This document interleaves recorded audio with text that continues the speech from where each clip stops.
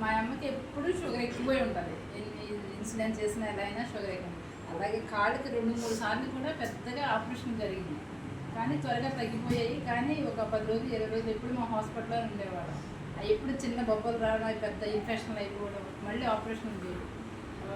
పుల్లయ్య రాగాల దగ్గర అక్కడ చాలాసార్లు చేయించాం, చాలా లక్షలు కూడా అయినాయి. అట్లా అనేసి ఇప్పుడు అమెరికన్ హాస్పిటల్ చూపిస్తుంటే ఆవిడకి ఎప్పటికప్పుడు బొబ్బలు వచ్చేస్తున్నాయి. బొబ్బ చుచ్చుతుంది. ఇప్పుడు ఇంటి దగ్గరికి వెళ్తే ఏదో పని చేస్తుంది, తడకపోయినా సరే బొబ్బలు వస్తుంది.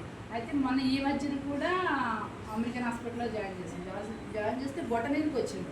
ఆయన ఏమన్నారంటే అది ఎముక్కి వెళ్ళిపోయిందమ్మా, కొంచెం కొంచెం ట్రీట్మెంట్ చేసుకుంటుంది ఆమె, అది తగ్గిపోయింది. కానీ అదేమైంది లోపల ఎముక్కి వెళ్ళిపోయి కాలు వాపొచ్చారు, తగ్గిపోతుందని ఊరు వెళ్ళిపోతుంది. వెంటనే ఫోన్ చేసి నాకు భయంగా ఉందమ్మా, కాలు వాపొచ్చేస్తుంది అని అంటే వెంటనే వచ్చేస్తుంది. వచ్చేసేసరికి మాకేమో టెన్షను, మాకు డ్యూటీలు జాయిన్ చేస్తేనేమో మళ్ళీ రేపు పగలని అవ్వదు, అక్కకైనా నాకైనా అన్నయ్య ఎవరికైనా ఎవరు పడబడ్డాయి కదా, ముందు జాగ్రత్త పడమంటే పడదు. కానీ మేము ఎప్పుడు ప్రార్థన చేస్తానంటారు, జాగ్రత్తగా ఉన్నామా, జాగ్రత్తగా ఉన్నాం, మాకు దేవుడు సాయం చేయాలి, మేము డ్యూటీకి వెళ్తాం కదా, నువ్వు ఇబ్బంది పడకూడదంటే అయినా సరే ఇక్కడ ఉండలేనని వెళ్ళిపోతుంది. అదేమైందంటే వెముక్కి వెళ్ళిపోయి కాలు వాపు వచ్చేస్తుంది. అయితే బ్రదర్ గారికి ఎప్పటికప్పుడు చెప్తూనే ఉంటాం, బ్రదర్ గారు ప్రార్థన చేసినప్పుడల్లా అమ్మ ఎలా ఉందంటే ఎలా ఉందంటే ఎప్పటికప్పుడు ప్రార్థన చేస్తాం. బ్రదర్ గారు ప్రార్థన బట్టి సహవాసం ప్రార్థన బట్టి ఆవిడ అలా క్షేమంగా ఉంటుంది. ఎన్ని ఆపరేషన్లు అంటే అన్ని ఆపరేషన్లు అయినాయి. అయితే అది ఏమైంది, ఏది బొట్టను మొత్తం తీసేయాలన్నారు.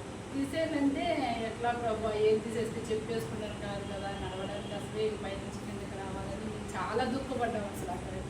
అప్పుడు అది తీయాలనేసి డాక్టర్ గారు కూడా మీ ఆడపిల్లలను మగ పిల్లలను ఎవరైనా సంతకం చేయాలన్నారు. అంటే ప్రాణానికి ఇబ్బంది అవుతుంది, ఎందుకు తీసేస్తారు. అప్పుడు ఫోన్ వెంటనే మా వదిన ఫోన్, మా అక్క ఫోన్, మీరు కూడా రావాలనేసి. అయితే ఏం కాదులే వస్తామని అన్నాము. ఆడపిల్ల సంతకం చేయకుండానే డాక్టర్ సర్జరీ చేసినప్పుడు గోరు మాత్రమే తీశారు.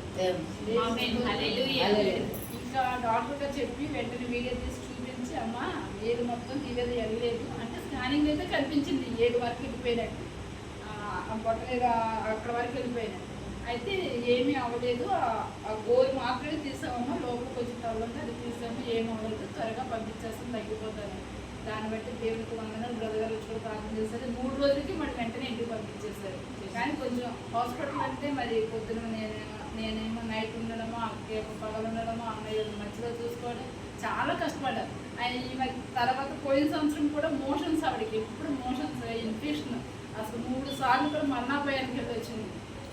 అప్పుడు ఈ పరిస్థితులన్నీ బ్రదర్ గారు చెప్పడం, బ్రదర్ గారు సంఘంలో చెప్పడం, అందరూ ప్రార్థన చేయబట్టి ఆవిడ అలా బ్రతుకుంది. ఇప్పుడు మొన్న కూడా ఒక నెల క్రితం కూడా ఆవిడకి జ్వరం వస్తుందని ఊరెత్తి జ్వరం వచ్చింది, మళ్ళీ బొబ్బు వచ్చిందని వచ్చింది. మళ్ళీ ఆ ఏలికి ఎదురు బొబ్బు వచ్చిందమ్మా అంటే మళ్ళీ మాకు టెన్షన్ అయిపోయింది. మళ్ళీ ఏలికేమవుతుంది దేవుడు కొట్టుకుని బట్టి బ్రదర్ గారు చెప్తూ ప్రార్థన చేశారు. మళ్ళీ ఆ ఏలు మానుకుంటూ వచ్చింది, మళ్ళీ జ్వరం వచ్చేసింది. జ్వరం వస్తే ఇంకా ఒక రోజు అయితే వామిటింగ్స్, ఇంకా ఏ తిన్నా అవట్లేదు.